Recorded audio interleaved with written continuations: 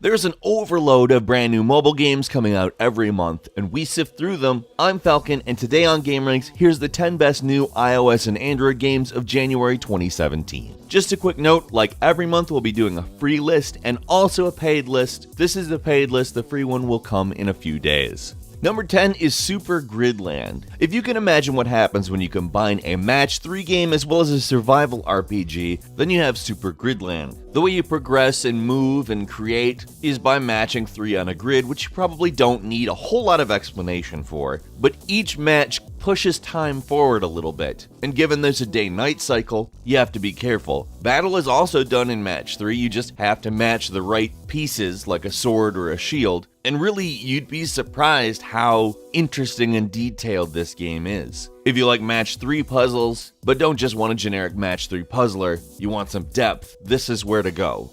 Number 9 is Red's Kingdom, which manages to be innovative and not feel like anything you've played before, while also taking cues from a lot of classic games and wrapping it up in a puzzle game. What's funny is while playing this game, I was reminded of everything from Sonic 3D Blast to The Legend of Zelda, except the actual movement and controls of the game are literally nothing like either of those. It's purely a puzzle game, but comes off as almost open world puzzling, which is so weird to say, considering it's an isometric, cutesy little game. The puzzle mechanics are really good. This game comes at you with a lot of stuff that continues to build in complexity and somehow manages to feel urgent at the best times.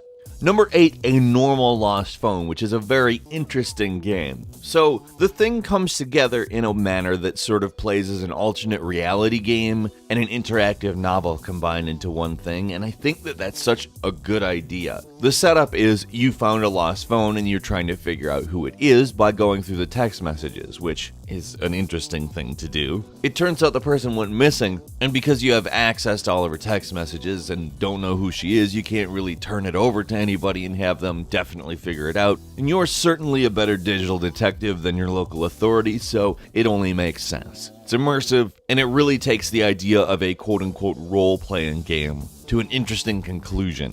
Number 7 is Megaman Mobile 1 through 6. What can I say about this that you don't know? Alright, I know some of you out there don't. So Mega Man is the quintessential shooter platformer. It is the series that made shooter platformers into what they are today. It is brutally hard, it is sometimes flawed, but all 6 of the Mega Man games, which by the way you have to purchase separately for $1.99 each, just keep that in mind, will keep you very busy and very entertained for a very long time. Seriously, this is one of the touchstone series of video games, and if you don't at least give these games a shot, you're doing yourself a disservice. Number 6 is Glitchskier, which is a top-down action shooter bullet hell that really does a cool job with the idea of what it's doing. Most of the time when you get one of these types of top-down on-rails bullet hell space shooters, it's set in actual space rather than cyberspace. The glitches are just a constant homage to things that you probably know if you spent too much time on a computer anytime in the last 20-30 years, which is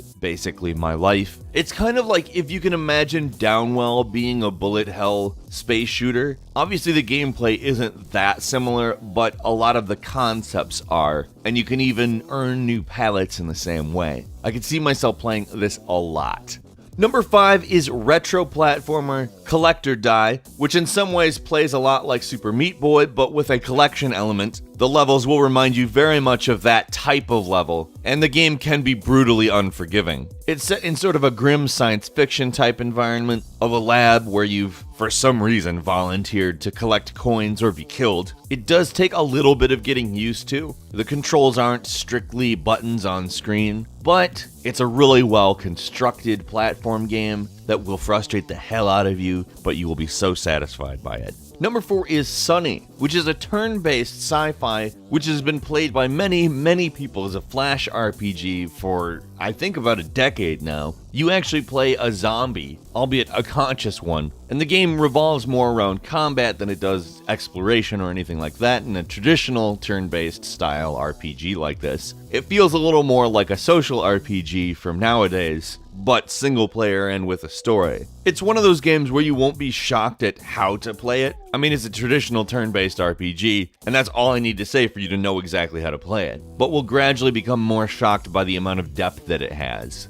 Number 3 is Z-Exemplar, which if you ever played R-Type or Nemesis, I think you'll get pretty darn excited for this because they embrace the entirety of the presentation of those types of games. It's a side-scrolling bullet hell that pretty much nails every single type of expectation that you would have for it. It's got a lot of gameplay, like an extremely large amount of gameplay, and because of the type of game it is, it's one of those ones that you could probably go through quite a few times before getting bored. So between the well-constructed levels and the large creative bosses at the end of each of them, it's really a game that proves that it's worth something on its own and also tickles the nostalgia bone. That was not intended to rhyme, but it did, and this game is good.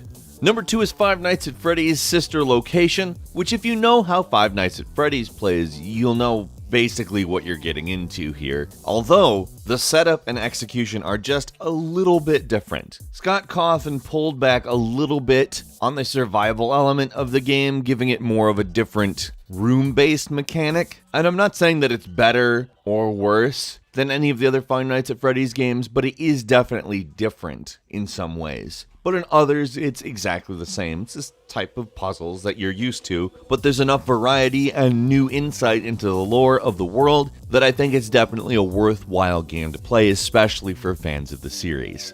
And finally, number 1, The Binding of Isaac Rebirth. With randomly generated levels, lots of roguelike elements, basically a near infinite amount of gameplay, this is one of the big high-quality indie games that is out there. Also, there's a fair amount of gross-out humor in a way that I enjoy. A lot of people call The Binding of Isaac the ultimate roguelike, and Rebirth brings it to iOS in a manner that I think everybody should at least give it a shot because it plays with the benefit of developers that are clearly fans of the genre for a very long time. I gotta say, I'm really happy that this game has finally made its way to mobile. It's a personal favorite of mine, and I love the idea of having it with me whenever I want to play it.